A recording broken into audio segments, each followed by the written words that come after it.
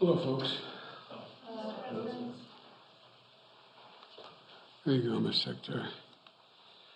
Let me begin by saying I know there are millions of Americans in this country who feel disappointed and discouraged or even a little bit angry about the court's decision today on student debt. And I must admit I do too. Before I tell you the steps we're going to take and want to talk about what we've been able to, I want to talk about what we've been able to achieve so far on student loan over the past few years. First, we made the largest increase in Pell Grants in over a decade, helping students from families who nearly all make less than $60,000 a year. Then we fixed the so-called, with the help of the department, public service loan forgiveness program. So the borrowers who got into public service, such as school teachers, police officers, social workers, service members, they actually got the debt relief they were entitled to under the law. Before I came to office, only 7,000 people had benefited from that program. Today, over 600,000 borrowers have received relief from that program. And it's still available. So many more people can be helped. And I encourage you to apply if you haven't already. You're still eligible. Go to studentaid.gov. It matters. Third, my administration improved the program from the Obama-Biden administration on income-driven repayment plan. That's what it was referred to as. Back then, we set a limit. Student borrowers would pay no more than 10% of their disposable income to pay back their debt in any one time. My administration is going to reduce that to 5%. It's now the most generous repayment program ever. No one with an undergraduate loan today or in the future, whether from a community college or a four-year college, will have to pay more than 5% of their disposable income to repay their loan. And that's income after you pay for the necessities like housing and food and the like. Typical borrower is going to save about $1,000 a year. And if you keep up payments for 20 years without missing them, your total debt is forgiven after 20 years. That's what the program was before, but we've just reduced it to 5%. In addition to that, last year I announced my student debt relief plan, a plan that was on the verge of providing more than 40 million Americans with real debt relief, up to $10,000 for many borrowers and up to $20,000 for those who had gotten a Pell Grant. Nearly 90% of the relief would have gone to borrowers, 90% of it, making less than $75,000 a year. And no one making over $125,000 a year would qualify. This program was all set to begin. The website had been set up, the applications had been simplified so that it took less than 5 minutes to complete. Notice had been sent out to people about the relief they were eligible for. 16 million people had already been approved. The money was literally about to go out the door. And then Republican elected officials and special interests stepped in. They said, no. Literally snatching from the hands of millions of Americans thousands of dollars in student debt relief that was about to change their lives. You know, these Republican officials just couldn't bear the thought of providing relief for working class, middle class Americans. Republican state officials sued my administration, attempting to block relief, including millions of their own constituents. Republicans in Congress voted to overturn the plan. I think every one. I don't think I had any Republican votes for this plan. At the same time, think about this. We all supported the Paycheck Protection Program. Remember PPP? Which was designed to help business owners who lost money because of the pandemic. It was a worthy program. But let's be clear. Some of the same elected Republicans, members of Congress who strongly opposed giving relief to students, got hundreds of thousands of dollars themselves in relief, members of Congress, because of the businesses they were able to keep open. Several members of Congress got over $1 million. All those loans were forgiven. You know how much that program cost? $760 billion. My program's too expensive. $360 billion more than I proposed in my student debt relief program.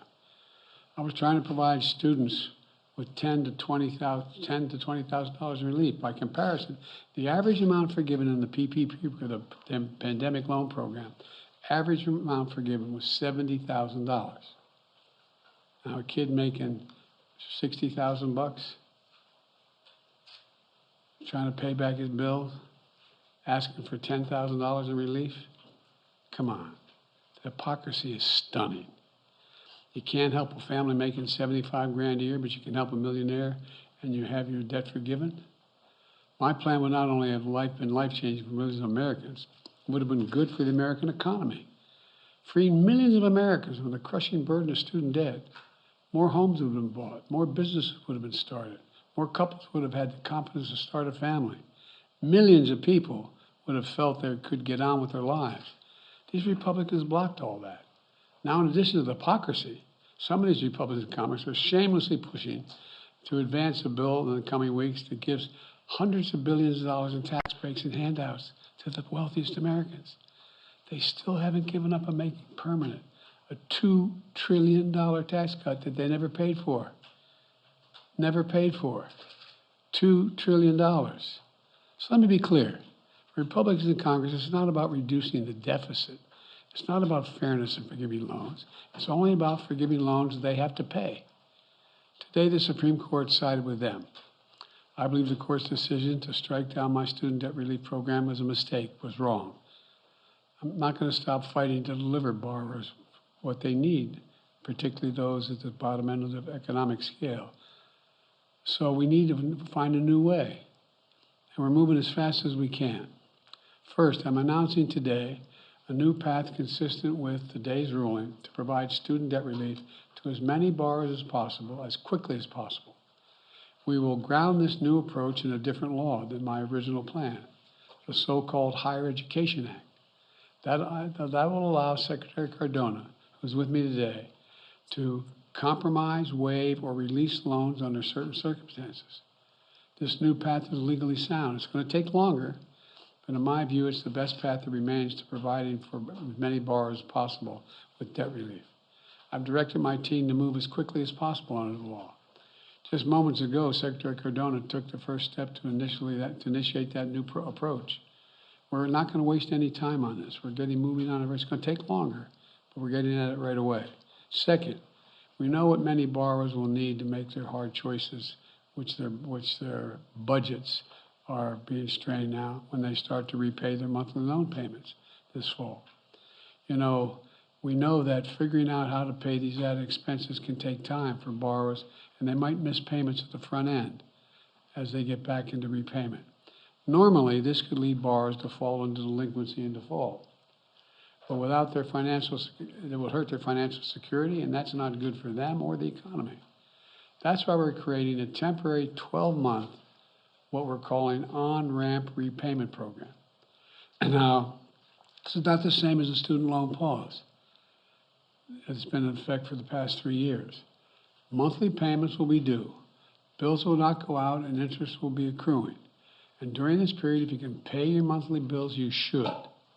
But if you cannot, if you miss payments, this on-ramp will temporarily remove the threat of default or having your credit harmed, which can hurt borrowers for years to come.